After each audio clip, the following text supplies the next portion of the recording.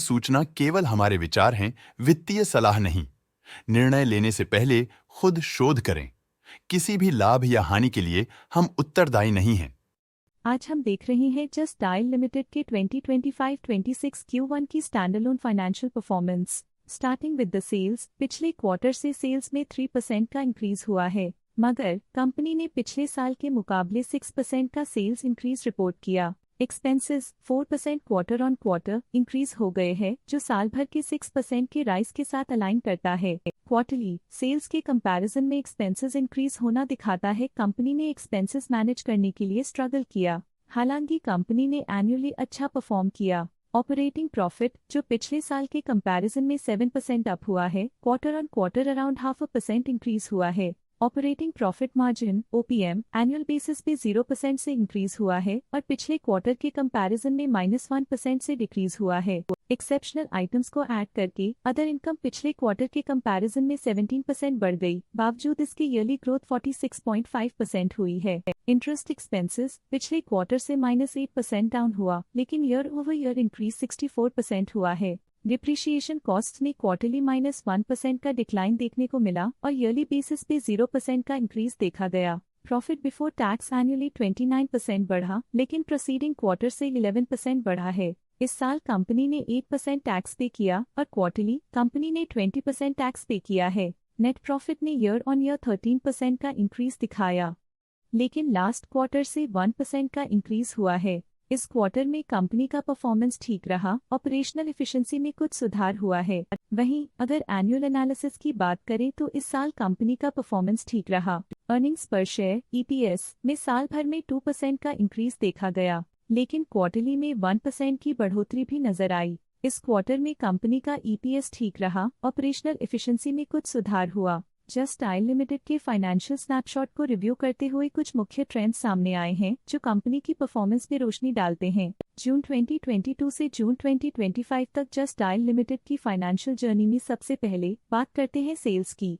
इस साल सेल्स में 7.5% की वृद्धि हुई है और पिछले 4 सालों में 74% की वृद्धि हुई है, जो एक निरंतर अपवर्ड ट्रेंड को दर्शाता है। पिछले 3 साल से सेल्स लगातार बढ़ती जा रही है, जो मार्केट एक्सपेंशन और कंज्यूमर डिमांड में वृद्धि को दर्शाता है। अब बात करते हैं एक्सपेंसेस की। इस साल एक्सपेंसेस 1% बढ़े हैं और 4 सालों में 29% का इजाफा हुआ है। इस साल सेल्स में एक्सपेंसेस के मुकाबले ज्यादा वृद्धि हुई है, जो अच्छी प्रॉफिटेबिलिटी को दर्शाता है। ऑपरेटिंग प्रॉफिट का सफर स्टेडली ऊपर चढ़ रहा है, इस साल 28.5% की बढ़ोतरी के साथ और पिछले 4 सालों में लगभग 13 गुना का नोटिसेबल राइज हुआ है। पिछले 3 साल से ऑपरेटिंग प्रॉफिट लगातार बढ़ रहा है, जो कॉस्ट मैनेजमेंट और ऑपरेशनल कुशलता को दर्शाता है। नेट प्रॉफिट का सफर ऊपर की ओर चल पड़ा है, इस साल 43% की चढ़ाई के साथ पिछले 4 सालों में लगभग 22 गुना की शानदार वृद्धि हुई है। पिछले 3 साल से नेट प्रॉफिट लगातार बढ़ रहा है, जो फाइनेंशियल हेल्थ को मजबूती देते हुए इन्वेस्टर्स का ध्यान आकर्षित करता है।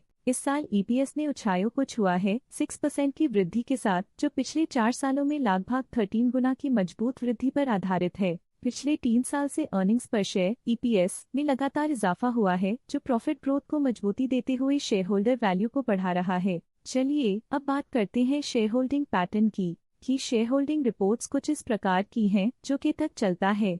ये रिपोर्ट कंपनी के शेयर्स की डिटेल्ड जानकारी देता है, जिसमें promoters, promoter groups, foreign investors, public investors और सरकारी एंटिटीज शामिल हैं। जब कंपनी के शेयर्स का अधिकतम हिस्सा प्रमोटर्स, FII, DII या गवर्नमेंट के पास होता है, तब ये माना जाता है कि कंपनी मजबूत हाथों में है, जो स्थिरता और मजबूत समर्थन को दर्शाता है और इस मार्केट की स्थिरता बनी रहती है।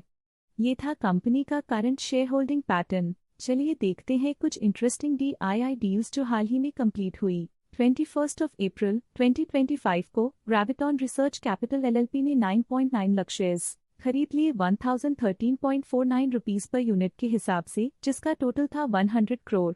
21 अप्रैल 2025 को ग्रेविटॉन रिसर्च कैपिटल LLP ने 9.9 लाख शेयर्स बेचे 1014.13 रुपीस पर यूनिट के हिसाब से, जिसका टोटल था 100.1 करोड़। आशा है कि ये DII डील्स के इंसाइट्स आपको स्टॉक मार्केट समझने में मदद करेंगी। अब नजर डालते हैं जस्ट डायल के स्टॉक रिकमेंडेशन पे। डॉट स्टॉक का करंट प्राइस 1097.8 रुपीस चल रहा है। ICICI सिक्योरिटीज ने स्टॉक की होल्ड रिकमेंडेशन दी थी।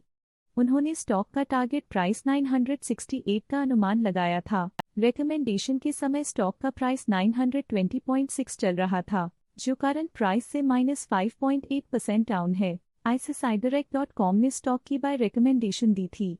उन्होंने स्टॉक का टारगेट प्राइस 1260 का अनुमान लगाया था। रिकमेंडेशन के समय स्टॉक का प्राइस 1066.25 चल रहा था, जो करंट प्राइस से 13.2% अप है। आज के लिए फाइनेंशियल सेक्टर में इतना ही। देखने के लिए धन्यवाद। स्टॉक लेटेस्ट न्यूज अपडेट के लिए चैनल को सब्सक्राइब करें और वीडियो को लाइक एंड शेयर करें।